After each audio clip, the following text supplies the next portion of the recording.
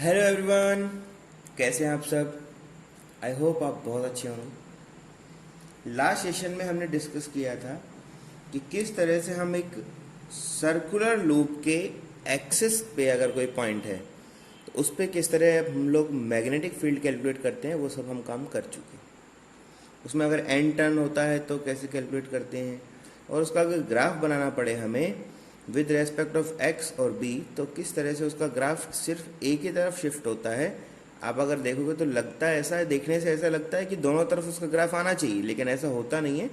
एक ही तरफ पूरा का पूरा ग्राफ जो होता है वो हमारा शिफ्टेड दिखाई पड़ता है। आगे मूव करते हैं और आज हम पढ़ने वाले हैं एम्पियर सर्किटल लॉ।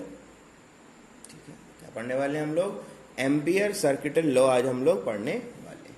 बहुत ही इंपॉर्टेंट आपका एक छोटा सा लॉ है, आपको याद होना चाहिए। आप लोगों ने गाउस थ्योरम पढ़ा हुआ है, ठीक है। गाउस थ्योरम पढ़ा था हमने इलेक्ट्रोस्टैटिक्स के अंदर। वहां पर हम क्या करते थे, वहां पर हमने देखा था कि गाउस थ्योरम जो होता है वो हमारा यूजफुल होता है to calculate the electrical field for typical bodies. वैसे जनरली अगर बात करोगे तो किसी के लिए भी आप उसको यूज कर सकते हो, उसमें कोई प्रॉब्लम नहीं है। उसी तरह से एम्पियर सर्किटल लॉ के से हम लोग क्या करेंगे, हम लोग पता लगाएंगे मैग्नेटिक फील्ड का स्ट्रेंथ पता लगाएंगे किसी भी पॉइंट पी के ऊपर। ठीक है, किसी भी पॉइंट पी पे हम क्या करेंगे, मैग्नेटिक फील्ड का स्ट्रेंथ पता लगाएंगे। अब यहां पर भी आपको ध्यान देना है कि जैसे आप गाउस थ्योरम को यूज करते थे वैसे ही यहां पर आप एम्पियर सर्किटल लॉ को यूज करोगे। गाउस थ्योरम यूज होता था आपका इलेक्ट्रोस्टैटिक्स के अंदर इलेक्ट्रिक फील्ड पता लगाने में, ये यूज हो रहा है मैग्नेटिक फील्ड का स्ट्रेंथ पता लगाने के लिए। ठीक है, एम्पियर जो सर्किटल लॉ है वो क्यों यूज हो रहा है, ये हम लोग यूज कर रहे हैं ताकि हम लोग मैग्नेटिक फील्ड का जो स्ट्रेंथ है किसी पॉइंट के ऊपर कैलकुलेट कर पाए। ठीक है, लॉ है सिंपल सा। ठीक है, ये सिंपल सा लॉ है, छोटा सा डिफरेंस है, क्या है वो समझ लेते हैं। पहले हम बता देते हैं कि एम्पियर सर्किटल लॉ को यूज क्या करना है, क्यों करना है, समझ रहे हैं। तो आप लिख देते हैं पहले तो, it is use to find magnetic field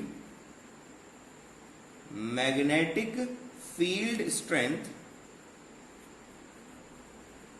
magnetic field strength.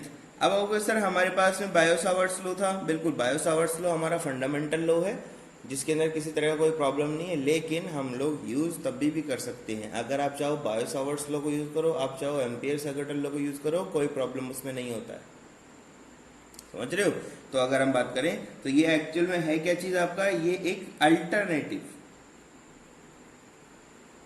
है, ये एक अल्टरनेटिव मेथड है। अल्टरनेटिव मेथड हम लोग इसको बोल सकते हैं।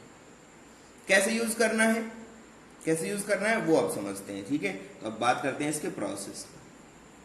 ठीक है, इसकी बात करते हैं हम लोग कि प्रोसेस क्या है जिससे इसको हम यूज कर पाए। क्या प्रोसेस रहेगा वो हमें पता लगाना है। प्रोसेस की अगर हम बात करते हैं बेटा, तो सबसे पहले तो आपको देखना है कोई सिस्टम बनाना पड़ेगा। तो सिस्टम मैं लेके चल रहा हूं, जैसे फिलहाल मैं लेके चल रहा हूं कि यहाँ पर देखो, आप अगर चाहो तो सिंगल सिस्टम हो सकता है, मल्टीपल सिस्टम हो सकता है, आप कैसा भी कोई सिस्टम क्यों ना हो इस लॉ को यूज कर सकते हो, कोई प्रॉब्लम इसमें आपको नहीं होगा। प्रोसेस में मैं आपको मल्टीपल सिस्टम लेके चल लेता हूं और इसको फिर हम प्रूफ कर देंगे कि हाँ ये आपका जो है वैलिड होता है, हर तरह के सिस्टम के लिए वैलिड होता है, तो प्रूफ कर देंगे हम लोग, कोई प्रॉब्लम नहीं है। तो प्रोसेस में हम लोग क्या ले रहे हैं, हम लेके चल रहे हैं यहाँ पर टू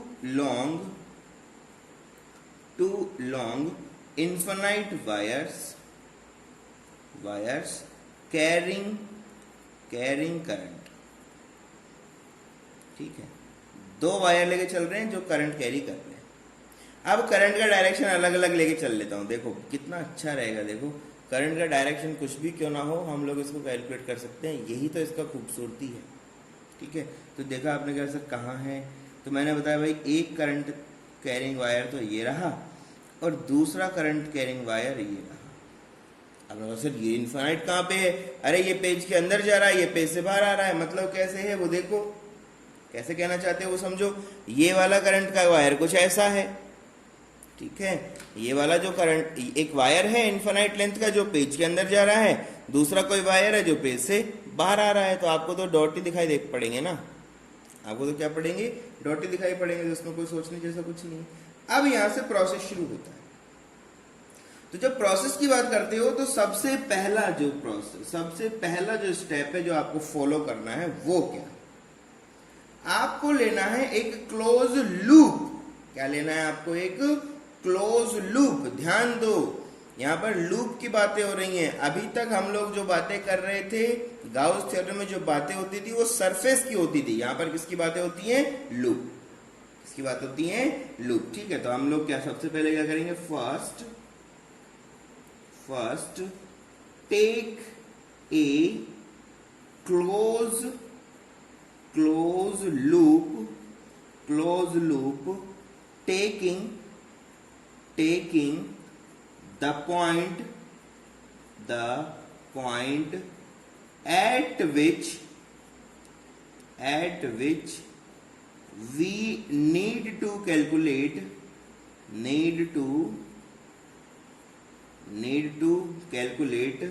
magnetic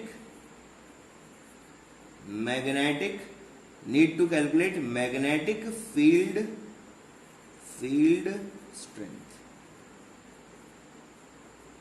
ठीक है, एक क्लोज लूप लेना है, और लेना कैसे है, उस पॉइंट को एनक्लोज करना है जिस पे आप ये सारी कैलकुलेशन करना चाहते हो। कहाँ है पॉइंट, कोई पॉइंट ले लो यार, सिंपल है। क्लोज लूप तो बनाओ, पहले लूप बनाना है, ध्यान रखना है।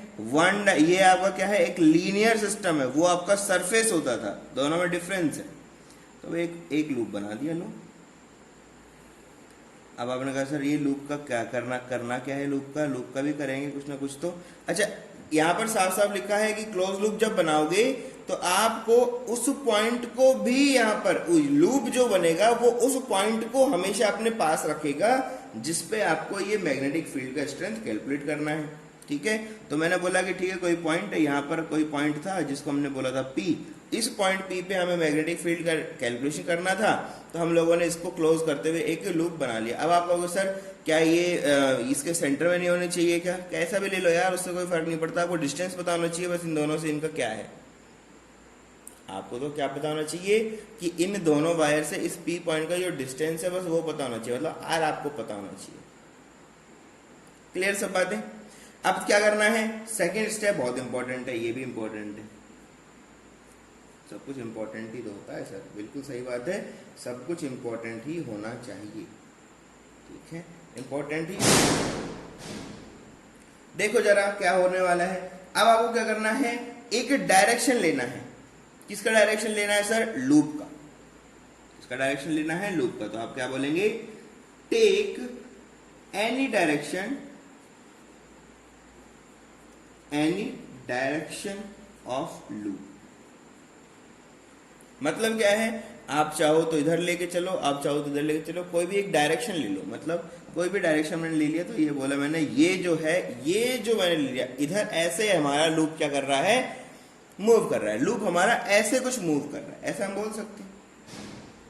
ठीक है, तो अगर आप ऐसा कर सकते हो तो देखो, आप अगर चाहते तो इसको अपोजिट ले लो, मुझे कोई प्रॉब्लम नहीं है। इससे फर्क क्या आएगा, क्योंकि यहाँ पर मल्टीपल करंट है, तो ये कोई करंट कितना है, I1 है। सिमिलर यहाँ पर एक करंट है, वो कितना है आपका, I2 है। और ऐसे हो सकता है यहाँ पर I3 हो, I4, I6, ऐसा कुछ भी हो सकता है, कितना भी करंट हो सकता है, कितना भी करंट आपका हो सकता है। तो उन सब करंट को यहाँ पर हमें क्या करना, देखना होता है कि कितना करंट का टोटल वैल्यू कितना है, वो सब हमें काउंट करना होता है। तो यहाँ मल्टीपल सिस्टम है, तो मल्टीपल सिस्टम है, इसका मतलब टोटल करंट का वैल्यू जो आएगा उनका या तो डिफरेंस होगा या तो इनका समीशन होगा, कुछ ना कुछ तो उनके अंदर वैल्यूज होगा। तो वो सब कैलकुलेट करने के लिए हम लोग को एक लूप का डायरेक्शन लेना होता है।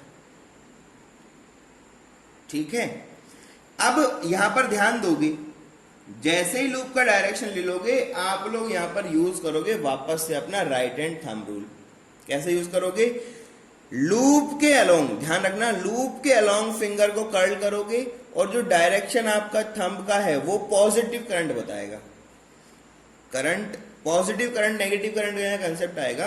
तो आप देखोगे कि जैसे जैसे आप यहाँ पर अपनी फिंगर्स को कर्ल करोगे, तो जो डायरेक्शन है आपके थंब का, वो आपको क्या बता देगा, वो बता देगा आपको कि आपका पॉजिटिव करंट का डायरेक्शन क्या है। ठीक है, तो इस बात को लिख देते हैं, कोई प्रॉब्लम नहीं है। ठीक है, curl curl your fingers, curl your fingers along the loop direction, along the loop direction, and your thumb and your thumb and your thumb and your thumb will give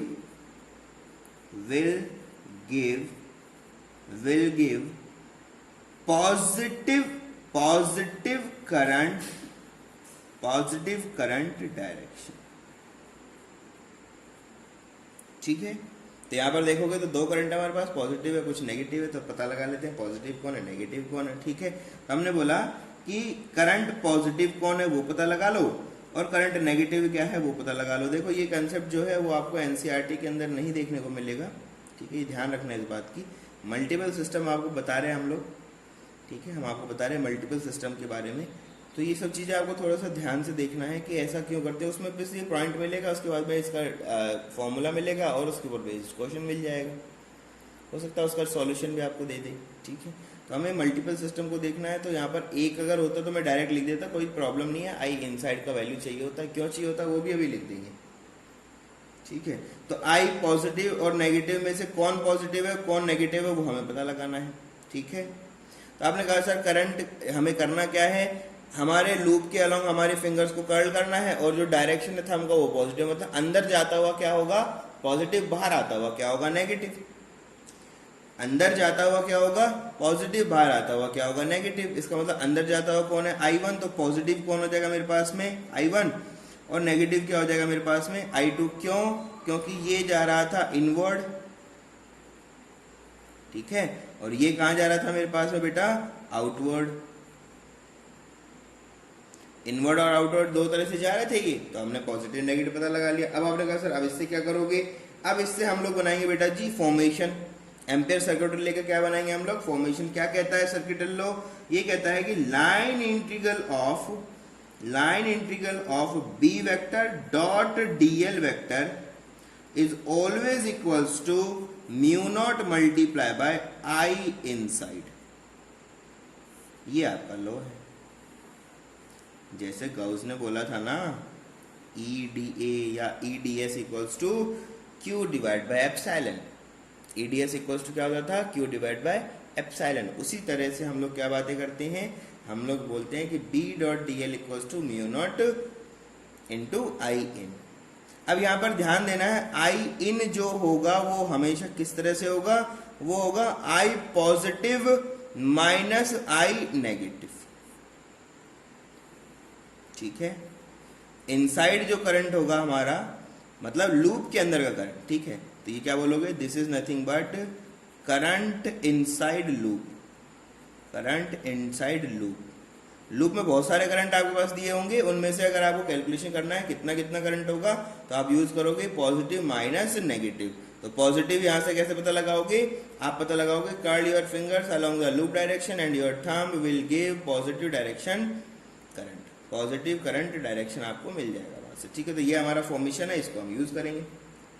ठीक है, तो फिलहाल की कंडीशन में अगर बात करते हो तो आई इन का वैल्यू कितना हो जाएगा I1 माइनस I2। फिलहाल की कंडीशन में अगर बात करोगे तो आई इन का वैल्यू मेरे पास कितना हो गया है, आपने कहा सर I1 माइनस I2 इतना वैल्यू हो गया है। इस वैल्यू को क्या करोगे यहाँ पर पुट करोगे और हमारा पूरा का पूरा सॉल्यूशन हो जाएगा, पूरा सॉल्यूशन इससे हो जाएगा। चलो बहुत अच्छी बात है, यहाँ तक पहुंच गए हम लोग। ठीक है, यहाँ तक हम आ गए। तो अब हम इसको क्या करेंगे, अब हम देखना है, ये तो हमारा लो हो गया, इतनी बातें तो लो के बारे में हो गई। अब बात आती है यूजफुलनेस, कब यूज करें सर। वैसे तो आप अगर चाहें तो किसी भी कंडीशन में आप इसको यूज कर सकते हो, लेकिन कुछ स्पेसिफाइड कंडीशन है, अगर उनमें से कुछ मिल जाए आपको, उनमें से अगर कुछ मिल जाए तो अच्छा होगा, सॉल्यूशन हमारे लिए थोड़ा सा आसान हो जाता है। ऐसी कंडीशन में सॉल्यूशन हमारे लिए क्या हो जाता है, थोड़ा सा आसान हो जाता है। ठीक है, तो मैं बता रहा हूं दिस लॉ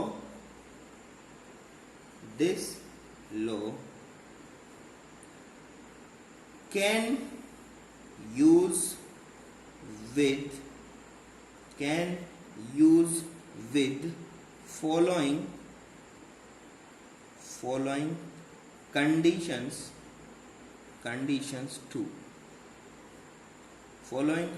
to मतलब क्या कहना चाहता है, इन कंडीशन के साथ भी यूज होगा, मतलब यूज तो ये हमेशा होगा, ऐसा नहीं है, यूज तो ये हमेशा होगा, बस अगर इनमें से कुछ आपको मिल जाता है कोई कंडीशन तो इसका मतलब आपके लिए अच्छा है, आपके लिए वो क्या है, अच्छा है।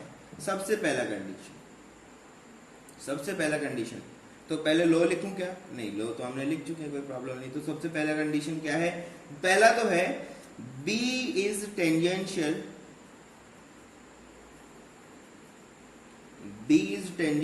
टू लेंथ नॉन जीरो, ठीक है, और कांस्टेंट, ठीक है। B is tangential to length, non zero and constant. B का वैल्यू पॉजिटिव नेगेटिव हो सकता है। पॉजिटिव नेगेटिव का मतलब क्या है, सिंपल आप समझते हो, पॉजिटिव का मतलब डायरेक्शन से डिपेंडेंसी है, तो आप एक डायरेक्शन को पॉजिटिव लेते हो, दूसरे को नेगेटिव लेते हो, तो कोई भी डायरेक्शन होना चाहिए। मैग्नीट्यूड तो उसका हमेशा क्या रहेगा, कुछ ना कुछ फाइनाइट ही रहेगा, ठीक है, या तो वो मैग्नीट्यूड डिक्रीज हो रहा होगा या तो वो इंक्रीज हो रहा होगा, ठीक है। कांस्टेंट का मतलब क्या है, उसका चेंज जो है, ऐसा नहीं कि हर पॉइंट पे वो चेंज कर रहा है, वो कांस्टेंट होना चाहिए। मतलब एक पर्टिकुलर पॉइंट की बात करो, अगर एक पर्टिकुलर लूप की बात करो तो उसमें वो क्या होना चाहिए, कांस्टेंट होना चाहिए। लूप इस तरह से सेलेक्ट करो, इस तरह से उसको सेलेक्ट करो। इसको कहने क्या मतलब, इसका मतलब है कि B का वैल्यू हम क्या चाहते हैं, B का वैल्यू हम लोग कांस्टेंट चाहते हैं, ठीक है। क्या चाहते हैं हम लोग, B का कांस्टेंट वैल्यू चाहते हैं। और ऐसी कंडीशन में थीटा टेंजेंशियल, थीटा क्या है, टेंजेंशियल, तो थीटा का वैल्यू क्या हो जाएगा मेरे पास में, 0 डिग्री। थीटा का वैल्यू कितना हो जाएगा, 0 डिग्री। समझो चीजों को। तो इन दोनों से फायदा क्या होगा, आप कहोगे सर इससे फायदा ये होगा कि एक्चुअल में जो लो है वो क्या है, B.dl इज इक्वल्स टू लिखते हैं हम लोग mu naught multiply by I in side, मतलब है ना।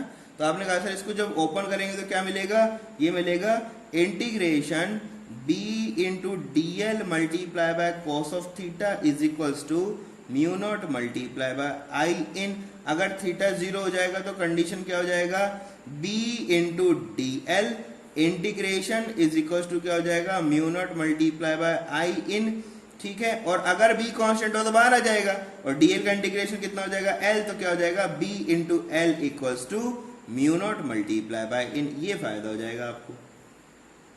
सिर्फ लेंथ कैलकुलेट कर लो आपके लूप का और आपको तुरंत क्या मिल जाएगा, मैग्नेटिक फील्ड उस पर्टिकुलर पॉइंट में मिल जाएगा। ये फायदा हुआ, ये पहला कंडीशन। अब बात करते हैं सेकंड कंडीशन के बारे में। सेकंड कंडीशन क्या है, देखते हैं। सेकंड कंडीशन है, अभी क्या था, ये टेंजेंशियल था, अब क्या हो जाए, नॉर्मल। एंगल पे रहेगा तो भी दिक्कत नहीं है, एंगल पे रहेगा तो भी कैलकुलेशन तो होगा भाई, थीटा का वैल्यू तो कुछ भी पुट कर सकते हो ना, और ये वेरिएबल होगा तो भी कर लेंगे कैलकुलेशन, तो आई भी वेरिएबल होगा तो भी कैलकुलेशन हो जाएगा, ऐसा कोई प्रॉब्लम नहीं है। लेकिन फिलहाल हम जो चाहते हैं वो ये है कि ऐसा होता रहे, कोई दिक्कत नहीं, अगर ऐसा हमें मिल जाए तो हमारे लिए ज्यादा आसान है। मतलब हम लोग सिलेक्शन लूप का इस तरह से करें कि इनमें से कोई कंडीशन एक सेटिस्फाई हो जाए। तो पहला तो क्या आ गया, टेंजेंशियल, तो दूसरा क्या हो जाएगा, B is normal to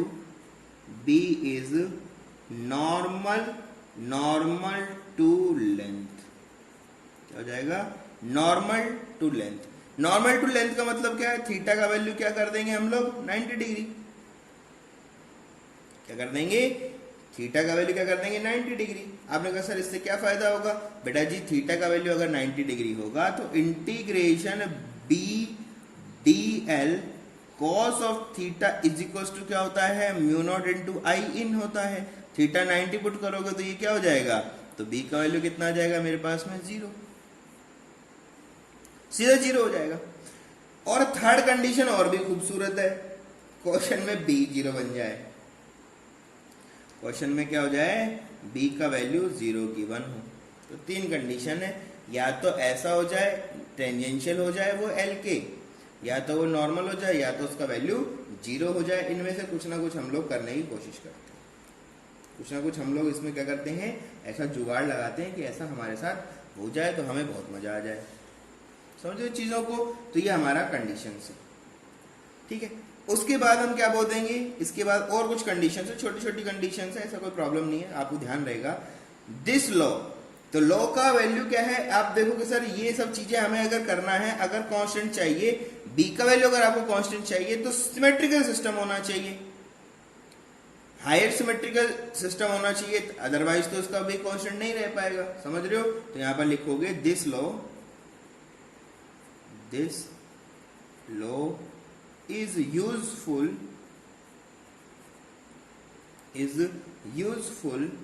for higher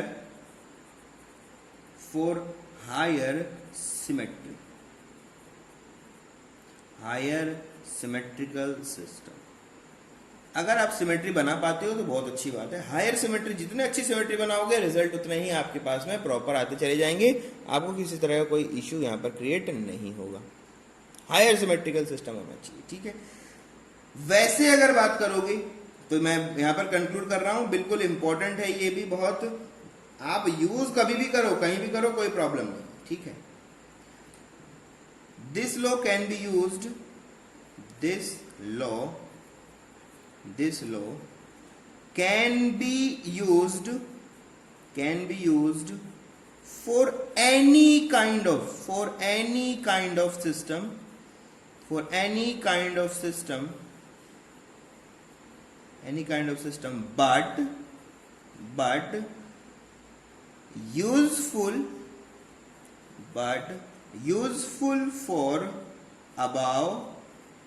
useful for above conditions।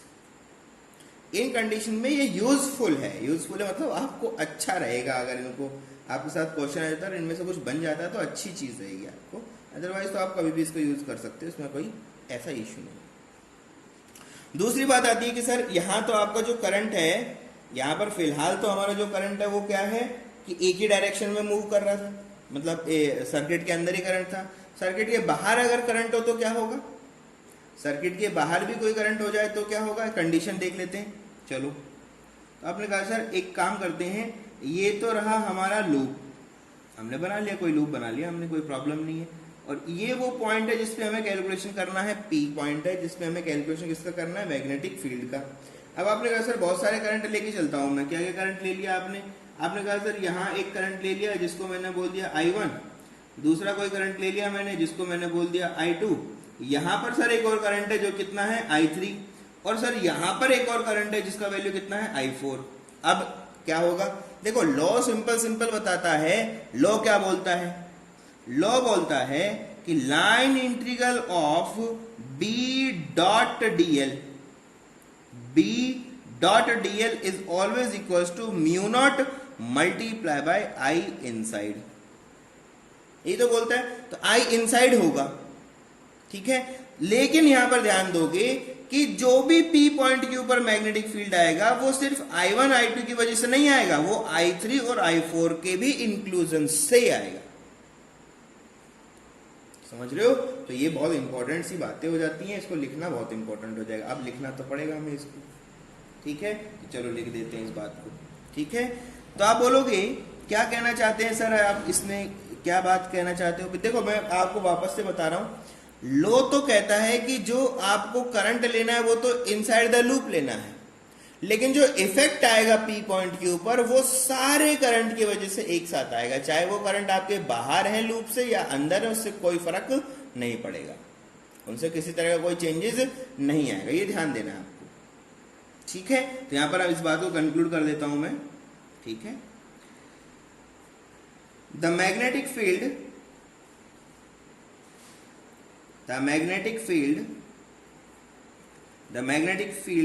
on point P is calculated by using inside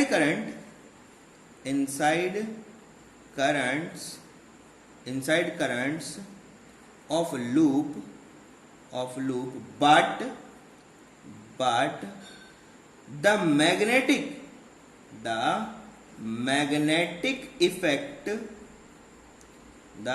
magnetic effect on point P is due to all currents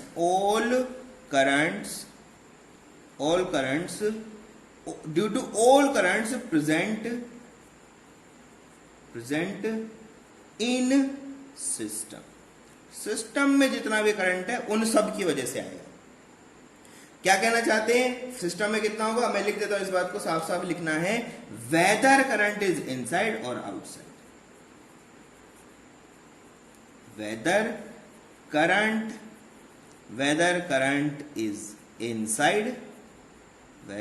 is inside और outside, चाहे अंदर हो current या बाहर हो, सब होगा। ठीक है, तो यहां पर क्या है, यहां पर जो सारे करंट्स, जितने भी करंट हैं उन सब की वजह से होगा। तो यहां ब्रैकेट में लिख सकते हो कौन कौन करंट यूजफुल होगा, I1 भी होगा, I2 भी होगा, I3 भी होगा और I4 भी आपका होगा।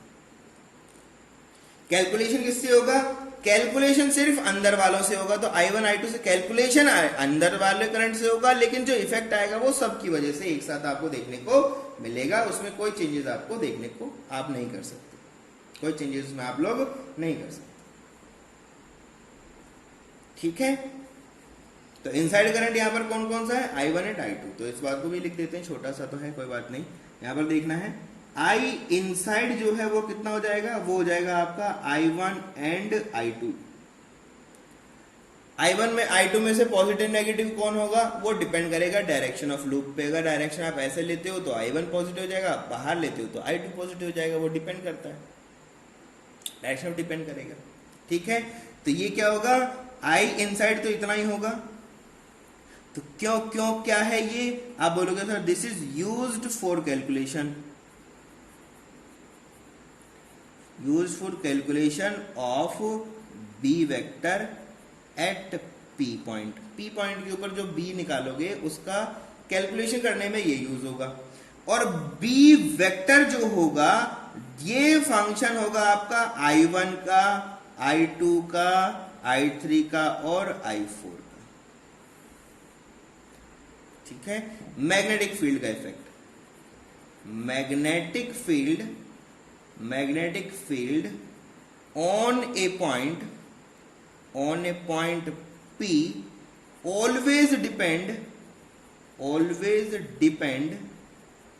always depend on all currents, सारे करंट्स के ऊपर वो डिपेंड करेगा, सारे के सारे करंट के ऊपर वो क्या करेगा, डिपेंड करेगा। ये हम लोग कहना चाहते हैं, समझ रहे चीजों को। चलो, तो अब इसको क्रॉस वेरीफाई करने का समय आ गया कि ये जो लॉ हम लोग पढ़ रहे हैं ये सही भी है कि नहीं है, ये भी तो करना पड़ेगा ना भाई। चलो, तो कर लेते हैं एक, इसको वेरीफाई करने के लिए कोई एक सिस्टम ले लेते हैं जो आसान सा हम लोगों को लगता है, वेरीफाई हो जाएगा ना उससे। ठीक है, चलो कर लेते हैं। तो आपने कहा सर मैग्नेटिक फील्ड कैलकुलेट कर दीजिए, magnetic field due to infinite straight current carrying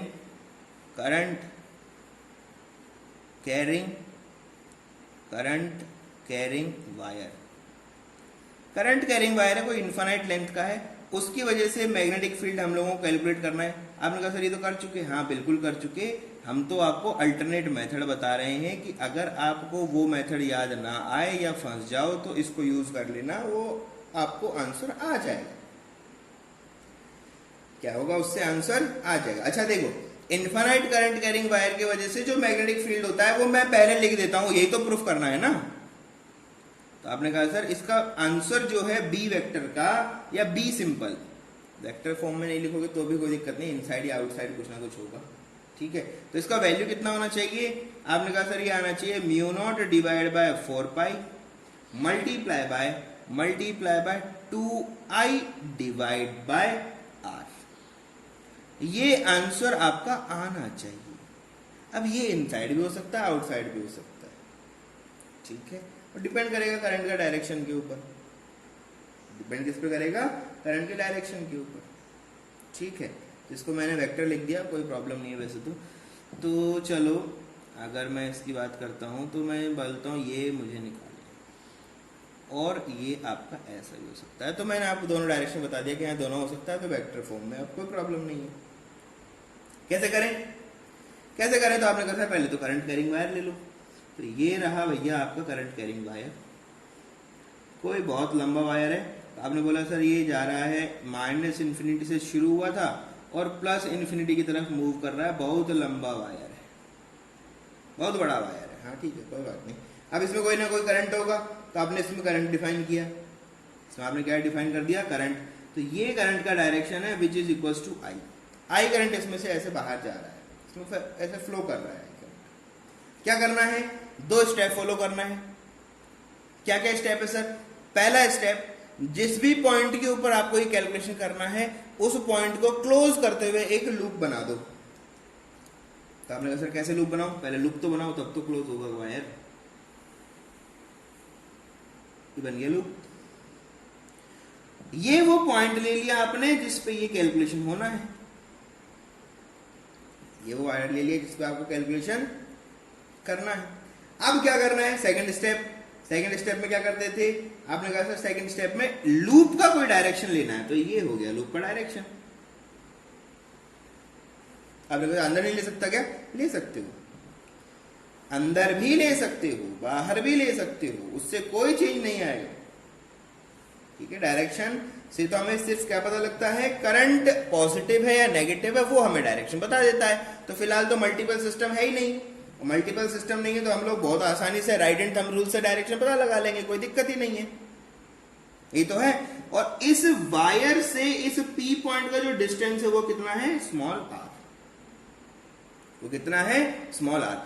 ऊपर से अगर आप इसको देखोगे तो कैसा दिखाई देगा, ये दिखाई देगा एक ऐसा छोटू लूप जिसके अंदर से करंट ऐसे बाहर आ रहा होगा।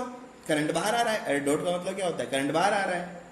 डॉट का मतलब क्या होता है, करंट बाहर आ रहा है। अब आप देखो, अगर करंट ऐसे है तो थंब अगर मैं करंट की डायरेक्शन रखता हूं तो जो फिंगर्स होती हैं वो क्या बताती हैं, मैग्नेटिक फील्ड की डायरेक्शन बताती हैं। मतलब क्या है कि मैग्नेटिक फील्ड जो होगा वो हर पॉइंट के ऊपर आपका कुछ इस तरह से मूव कर रहा होगा। आपने कहा सर मैग्नेटिक फील्ड तो पता ही नहीं है। अरे पता लगा लेंगे भाई, फिलहाल डायरेक्शन की बात करो। फिलहाल किसकी बात कर रहे हो, डायरेक्शन। तो मैग्नेटिक फील्ड कैसा है, आउटसाइड। मैग्नेटिक फील्ड आपका कैसा है, आउटसाइड। हर एक पॉइंट पे देख लो आउटसाइड ये। अरे देख लो ना यार, ऐसे ऐसे ऐसे ऐसे, बाहर बाहर बाहर बाहर बाहर, है ना, ऐसे मूव करो, ऐसे मूव करो। टेंजेंशियल है वैसे तो, ठीक है। क्या है ये आपका, टेंजेंशियल है। तो आप टेंजेंशियल बना सकते हो। ये आपका कैसा है, ये एंटी क्लॉकवाइज। ठीक है, एसी लिख दो इसमें, anti clock, anti clockwise, anti clockwise, anti clockwise. ठीक है, एंटी क्लॉकवाइज ऐसे मूव कर रहा है, कोई प्रॉब्लम नहीं इसमें। तो आपने कहा सर क्या हमको तो लो यूज करना है, तो लो यूज करो, क्या दिक्कत है, करो भाई लो यूज। क्या हुआ, आपने कहा sir line integral of B dot D L is equals to mu naught multiply by I inside. I inside का वैल्यू कितना है, आई। अरे ये करंट कितना है, आई करंट है ना, तो सिर्फ आई इन साइड का वैल्यू तो आई हो गया। तो आपने कहा sir integration of B D L cos of theta is equals to mu naught multiply by I. अब बात है कॉस थीटा, क्या है कॉस थीटा। अगर मैं आपसे बोलूं कि यहां अगर आप कोई छोटा एलिमेंट ले लोगे तो उसका जो डायरेक्शन वेक्टर होगा, उसका जो डायरेक्शन वेक्टर होगा, क्या वो यही नहीं होगा, क्या वो ऐसे नहीं होगा। तो आपने कहा सर ऐसे ही होना चाहिए। तो थीटा का वैल्यू कितना हो गया, 0 डिग्री। आ गया टेंजेंशियल, याद करो उन तीन मेथड में से एक वैल्यू आ गया। और जैसे थीटा 0 रखा तो ये क्या बना, ये बना integration of B D L is equals to mu naught multiply by I. ये बन गया मेरे पास में बेटा इंटीग्रेशन डी एल, बाहर आ गया B which is equals to mu naught multiply I. और इसको सॉल्व करोगे तो ये आ जाएगा b इंटू एल। लेंथ किसका लेना है, लूप का। लेंथ किसका होगा, लूप। तो आपने लिखा लूप का लेंथ तो हो जाएगा sir b multiply by 2 pi छोटू R. Which is equals to mu naught multiply by I. तो मेरे पास आ गया B is equals to mu naught I divide by 2 pi R. कितना हो गया? 2 पाई आर। आ गया बी का वैल्यू। आपने कहा सर मैच करके दिखाओ ऊपर वाले से, तो ऊपर वाला क्या है बेटा? ऊपर वाला लिखा हुआ है, ऊपर देखो हमने ये प्रूफ करना था ना, ये तो प्रूफ करना था। तो ये तो sir mu naught into 2i divide by 4 pi R है। अरे भाई 2 से 2 खत्म करोगे तो 2 ही बचेगा ना, है ना? तो ये हो गया हमारा प्रूफ। सर किस चीज का प्रूफ किया है ये? कि ये जो सर्किटल लॉ दिया था एम्पियर ने वो सच है। आप कहीं भी यूज कर सकते हो इसको, ये बात हमने पता लगा ली। तो ये तो बहुत ही फंडामेंटल सी बातें होगी कि हाँ एम्पियर सर्किटल लॉ किस तरह से हम लोग यूज करते हैं, ठीक है? वो हमारे लिए इंपॉर्टेंट होता है, ये बहुत अच्छा भी रहता है हमारे लिए। अब देखो जैसे वहां पर आपने स्फीयर के लिए, सिलेंडर के लिए अलग अलग पॉइंट के ऊपर अलग अलग आर का वैल्यू रखते हुए, आर स्मॉल, ग्रेटर, इक्वल, ये सब रखते हुए आपने क्या किया था? इलेक्ट्रिकल फील्ड कैलकुलेट किया था। उसी तरह से यहाँ पर क्या होगा? मैग्नेटिक फील्ड भी कैलकुलेट होगा, ठीक है? तो उसको हम लोग नेक्स्ट सेशन के लिए लेके आएंगे। तब तक के लिए stay safe, stay blessed, thank you very much.